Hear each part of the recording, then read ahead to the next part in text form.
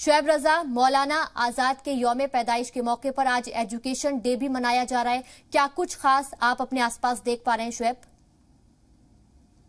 बिल्कुल माविया, देखिए अलग अलग जगहों पर जो प्रोग्राम है वो तो मुनक्किद हो ही रहे हैं।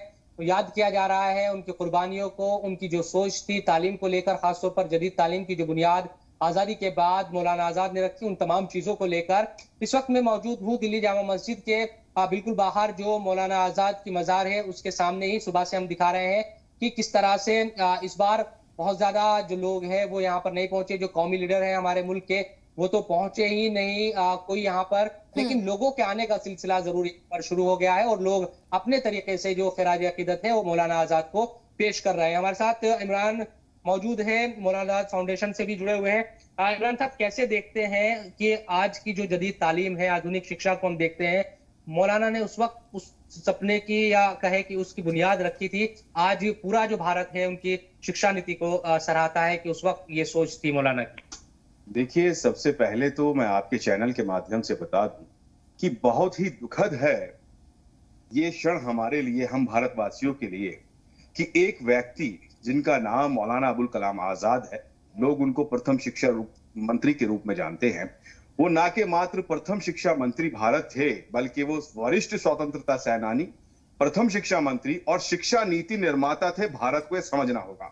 दूसरी बड़ी बात यह है, वह आदमी जिसने इतना बड़ा विजन रखा और भारत में अनगिनत संस्थानों का गठन किया, उनको घटित किया, उसके पश्चात बीते कुछ वर्षों में जिस प्रकार से मौलाना अबुल कलाम आजाद साहब की अनदेखी की जा रही है वो दुर्भाग्यपूर्ण है। हमने स्वयं देखा है कि महामहिम राष्ट्रपति महोदय, उपराष्ट्रपति महोदय, गवर्नर्स, इवन प्रधानमंत्री तक के यहां से यहां पर फूल अर्पित किए जाते थे। राष्ट्रपति महोदय का तो स्टाफ यहां पर आता था और फ्लावर बुके बड़े सम्मान के साथ प्रस्तुत करता था।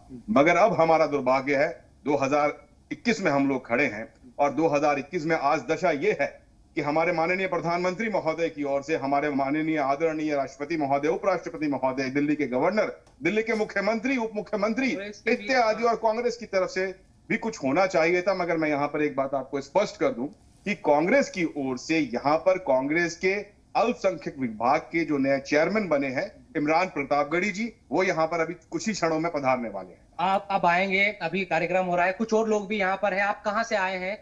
हम बुलंदशहर उत्तर प्रदेश से आए हैं। जैसा कि हमें पता चला था कि आज यौम पैदाइश मौलाना अब्दुल कलाम आजाद है, तो हमारा आना तो हो रहा था जामा मस्जिद देखने के लिए, लेकिन हमें पता चला कि हमने देखा जी सलाम चैनल, उस पर मौलाना अब्दुल कलाम आजाद की यौम पैदाइश पर जो लोग यहाँ पर खिराज अकीदत पेश करने आ रहे थे, उसको देखकर हमें लगा कि हमें भी वहां जाना चाहिए, क्योंकि वो हमारी कौम के लिए जो जो जो कदम उठाए थे, जो प्रयास मौलाना अब्दुल कलाम आजाद साहब ने हमारे लिए किया था, मुल्क के लिए, हमारी कौम के लिए, और वो हमारे मुल्क के फर्स्ट एजुकेशन मिनिस्टर भी रहे थे। तो हमें चाहिए कि ज्यादा से ज्यादा उनकी यौम पैदाइश को दिन को याद रखते हुए उनकी शुएब, मैं आपसे जानना चाहूंगी शुएब, अब तक कितने लोग यहाँ पे आए हैं? क्योंकि हम देख रहे थे कि सुबह में आपने भी बताया था कि ज्यादा लोग यहाँ नजर नहीं आ रहे थे, तो अभी फिलहाल कितने लोग जो हैं वो यहाँ पहुंचे हैं?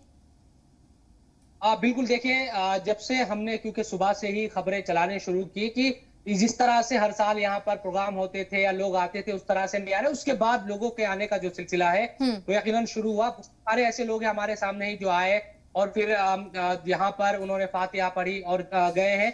और अभी लगातार लोगों के आने का, जिस तरह से आपने सुना कि ये बुलंदशहर से आए हैं, तो जामा मस्जिद ही आए थे, लेकिन लगातार सोशल मीडिया पर भी देख रहे हैं कि जी सलाम, लगातार हम इस मामले को चला भी रहे हैं सुबह से, और भी जो लोग हैं उनके आने का सिलसिला शुरू हो गया है। लोग इस बात को मानते हैं कि जिस तरह से हमारे जो बुजुर्गों की कुर्बानियां रही है, चाहे मुल्क को आजाद कराने में हो या फिर आगे मुल्क को तरक्की की राह पर आगे बढ़ाने में, उन तमाम चीजों को भुलाया नहीं जा सकता। बिल्कुल शुएब, उनको भुलाया नहीं जा सकता। शुएब, जैसा कि अभी आप वहां उनकी खबर पर ही मौजूद हैं, क्या ये मुमकिन है आपके लिए अगर आप उनकी खबर का नजारा दिखा सकें दर्शकों को? क्योंकि हमने देखा था कि जो अधिकारी थे वो वहां फूल चढ़ा रहे थे, तो फिलहाल वो जो अधिकारी थे उनको लेकर भी आपसे जानना चाहेंगे, क्या हर साल ये लोग यहाँ पे पहुंचते हैं और इसी तरह से फूल चढ़ाए जाते हैं?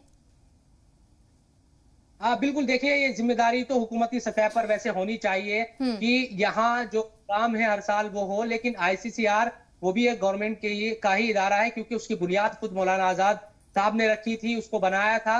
इसलिए वो लोग हमेशा आते हैं। ICCR की इस मामले में हमें तारीफ करनी होगी कि वो ना सिर्फ को या हिंदुस्तान की जो तहजीब वो है उसको आगे बढ़ा रहा है, बल्कि मौलाना आजाद को उन्होंने हमेशा याद रखा है। और जहां तक उनके मजार की बात है तो मैं कोशिश करूँ कि अगर ये दिखाई दे, क्योंकि जो फूल है, जो गुलपोशी है वो यकीनन हर साल यहाँ पर होती है और इस बार भी हुई है।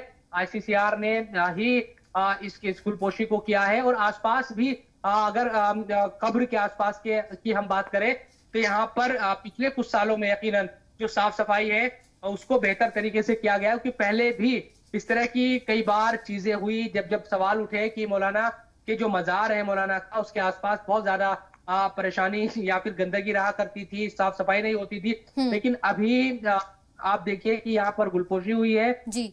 सुबह के वक्त आए और जो लोग हैं वो फातिहा भी पढ़कर यहाँ से जा रहे हैं। उम्मीद यही है, लोग कह भी रहे हैं कि अब यानी कि कुछ देर के बाद और लोगों के आने का जो सिलसिला है वो यहाँ पर शुरू होगा, क्योंकि कई लोग ये मानना है कि बिल्कुल शोएब, हम देख रहे हैं कि जो मौलाना आजाद हैं आज उनको लेकर बेहद ही खास दिन है, यौम पैदाइश का दिन है और उनकी जो तालीम के मैदान में नुमाया खिदमात हैं उनको कभी भी भुलाया नहीं जा सकता। बहुत बहुत शुक्रिया शोएब रजा, ये तमाम अहम जानकारी हमारे नाज़रीन तक पहुंचाने के लिए।